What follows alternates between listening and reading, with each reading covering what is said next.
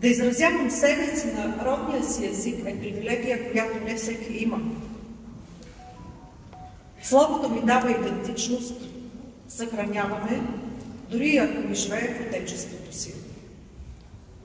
То предава на идните поколения целият ни културен и духовен опит и религиозната ни идентичност.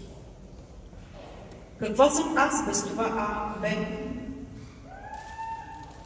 Словото е знак, емоция, опит, но и божествено предание. В него живее Божият дух. Затова, освен българско, нашето слово е също и това. Аз се Бога моля с тия думи, Боже светородче, що създаде видим свят и дивен свят невидим.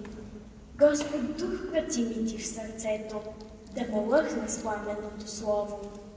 Ето, в прави път да тръгнат всички, живи в Твоята заповед пречиста. Знам, законът Твой е жив светилник и в пътеки светлина нетленна към евангелския дар жажда. Литна днес и славянското племе, милостта и кръста Твой да търси. Но на мене, който моли помощ, Отче, Сине и Пресветли Душе, просещ, Твоето мощно слово дай ми. Ръце вдигам да получам мъдрост, сила, що обилно от небето Ти даряваш на всички твари живи.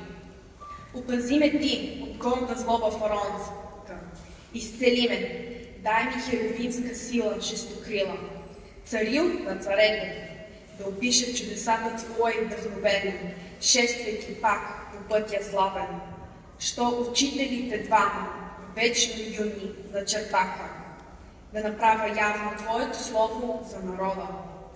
На Светата Тройца по слава, всяка възраст не е хвала въздава, и народът мой, Отца и Сина, и Светия Дух възвеличава, днес, в век веков и до амина.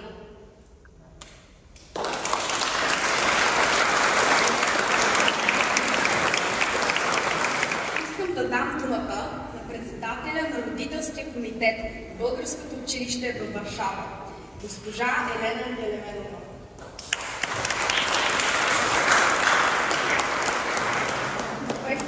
Пъти май празнуваме денят на славянската писменост и култура. Българската писменост и култура. Благодаря за поправката. Това е най-истинския празник за нашите учители.